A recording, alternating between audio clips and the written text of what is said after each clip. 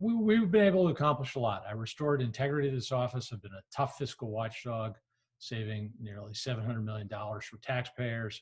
I've helped create ways for Pennsylvanians to get ahead, like through our Keystone accounts.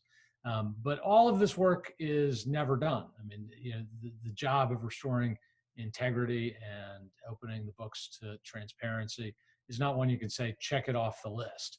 And what I think we know from 7 months of this pandemic is the challenges facing Pennsylvania as a state and the economic challenges facing Pennsylvania families are more severe now than they've ever been. So I think the number one priority for me is going to be some of the things we proposed before this that would have helped, like a portable IRA for Pennsylvanians, to get those across the finish line in a new term. My background is finance. Okay, so I do have a degree in finance and economics. In my civilian career, I have been a controller. I've been a director of sales and marketing, responsible for $650 million of revenue. I've been a managing director for our facility in Bruntal in the Czech Republic. I have pushed 3 pieces of legislation that created and maintained jobs, really helped the entire U.S. industrial base. And so I really believe that Pennsylvanians deserve a treasurer that will be a watchdog for our taxpayers. And watch what this governor spends his last 2 years in office. This has been one of our biggest priorities since I took office. And by any measure, we are recognized as a leader in this. The program we created, again, with bipartisan support, called Keystone Scholars, means that every single child born or adopted in every corner of Pennsylvania gets at birth or adoption a $100 starter 529 savings deposit. That will grow over time with investment, but that's also a message to every family in the Commonwealth. We were the first large state in the country to do this. We're being copied around the country now by red states and blue states. And what we've learned is that in the 1 year it's been in place, we've doubled the rate at which families across the Commonwealth are saving their own 529s alongside this starter deposit. So of course, I won't be happy until every single family in Pennsylvania is using 529 accounts, and we can do something to chip away at the insane growth in the cost of higher education. We are a recognized leader in what we've done to make it more accessible for everyone. Just really making sure we expand it as much as possible, really push it for the trade schools and, not just the higher education. Is in your mind, what is, in terms of it being kind of advertised, is it not being advertised enough now? Is it not being talked about enough? And because I know you said you want to increase awareness. So what are the issues that you see today? I do. Well, right now today, I don't think, 529 accounts are on the forefront of people's minds. I mean, people are really caring about the pandemic and about jobs. And I think, 529 accounts, unclaimed property, I think these are kind of on the back burner for now. And I really think, people, they want to make sure that our small businesses survive, that we open up, and they're, and our elderly are scared to death about the pandemic. So there's $3.5 billion in unclaimed property. We would really make more of a concerted effort to notify people, make it easier to claim. I think just raise awareness, because that is a lot of money. And then at some point in time, and I believe this already happens, but I'd review, of course, when it can go back really to the Treasury. How do you do that? How do you do that?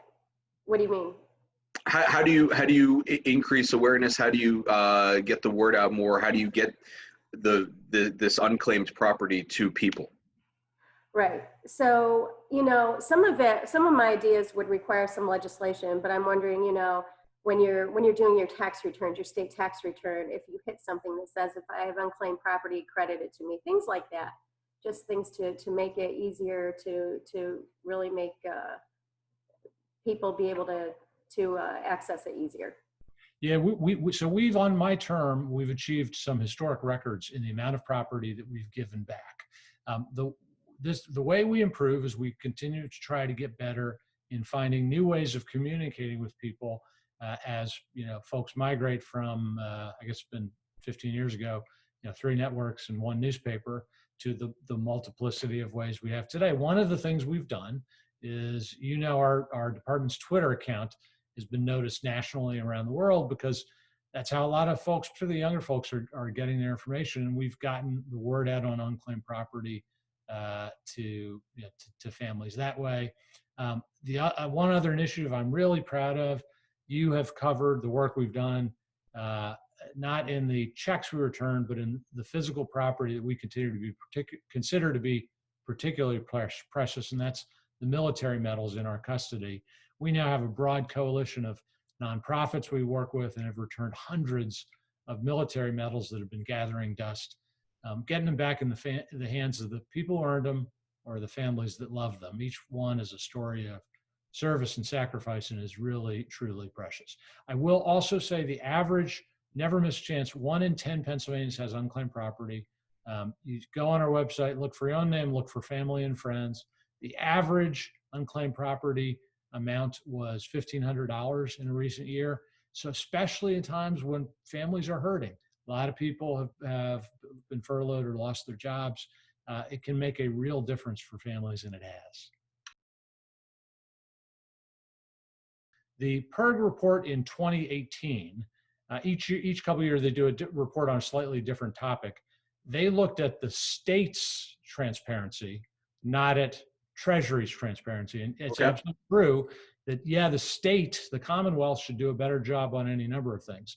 What I have done is, using every tool I possibly have, put as much as we possibly can online. Now, there's a bipartisan bill legislation that would give us even more authority to post what's called checkbook levels of expenditures.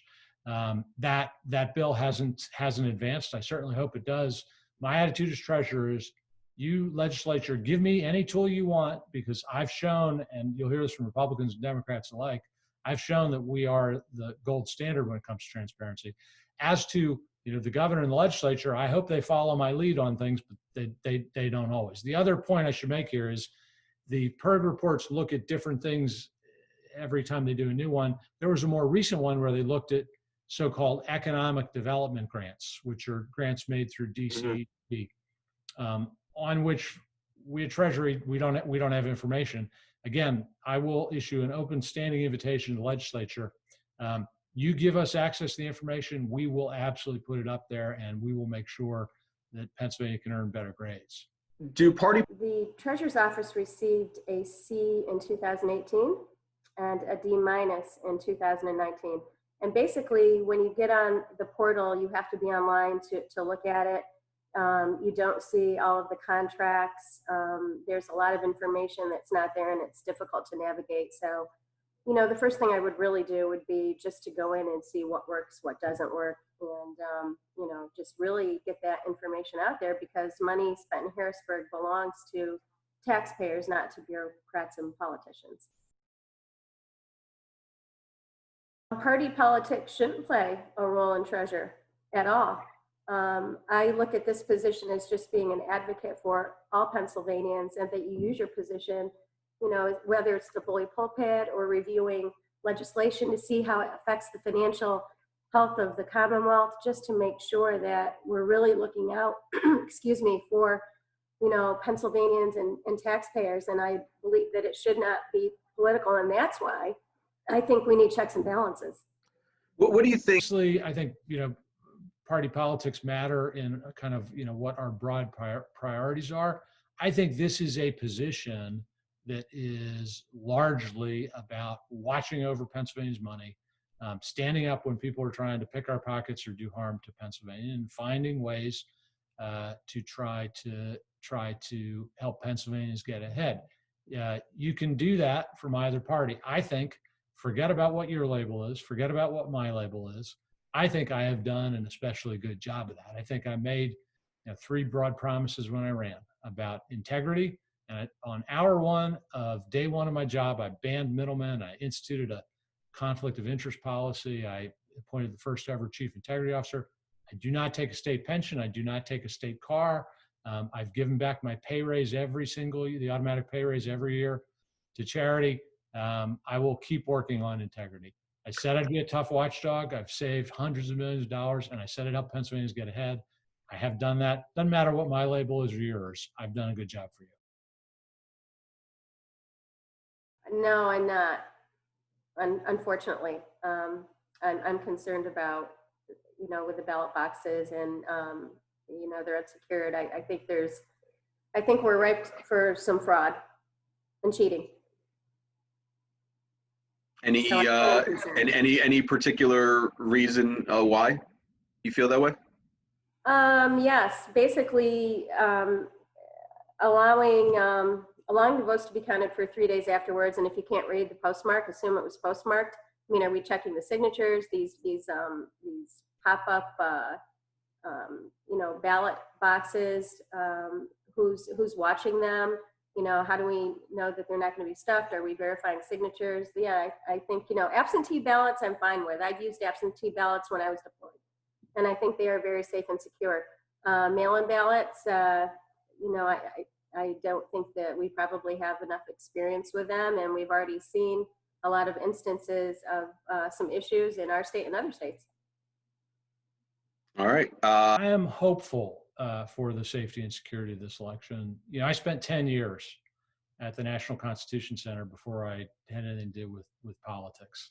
And what I learned there is the Constitution is not just a written document; it's a set of agreements we make with each other about respecting democratic institutions. I've been concerned at the level of question and challenge there's been going into this election, and I believe that the way we vote in Pennsylvania is in fact safe and secure. I believe everyone should vote in the way that is best for them. I also believe strongly that political leaders of all stripes should band together to say when the electoral fighting is over, we're going to do what we've done for hundreds of years, and that's respect the rule of law and the rule of the people.